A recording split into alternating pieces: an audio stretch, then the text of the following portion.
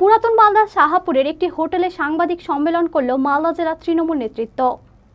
সাংবাদিক সম্মেলনে উপস্থিত ছিলেন রাজ্যসভার 2 সাংসদ ডেরেক ওব্রায়েন ও মৌসুম বেনজির নূর, মালদা জেলার 2 কেন্দ্রের তৃণমূল প্রার্থী প্রসূন ব্যানার্জি এবং শাহনাজ আলী রায়হান সহ মালদা জেলার তৃণমূল নেতৃত্ব। সাংবাদিক সম্মেলনে বক্তারা জেলার 2 তৃণমূল প্রার্থীকে ভোট দেওয়ার আহ্বান জানান। পাশাপাশি বিজেপিকে স্বৈরাচারী এবং সাম্প্রদায়িক দল বলে কটাক্ষ করেন।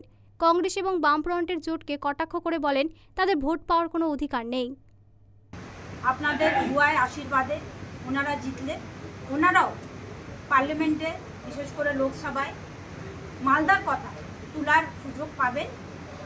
এবং বিশেষ করে আমি এখানে একটা কথা বলতে চাই যে আমি যেহেতু একটা ফ্যামিলির লেগেসিকে বিলং করি, আমি বরকত সাহেবের ফ্যামিলিকে বিলং করি এবং আমাকে আমাদের নেত্রী মমতা বন্দ্যোপাধ্যায় আমি আগেই বললাম সুযোগ দিয়েছে যে মালদার কথা যেভাবে বরকত সাহেব তুলতেন কাজ করতেন আমাকেও সেই সুযোগ দিয়েছে।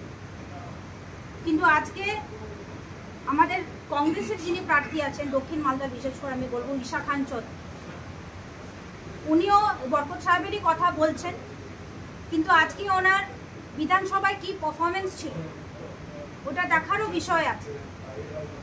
লোকসভাতে কখনো তৃণমূল থেকে কোনো সাংসদ নির্বাচিত হয়নি। এবার মমতা দিয়ে বলেছেন হবে।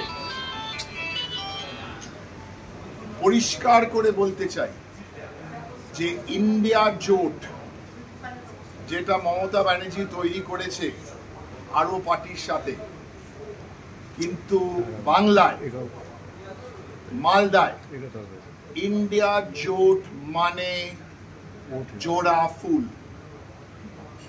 মালদায় ইন্ডিয়া জোট মানে তৃণমূল।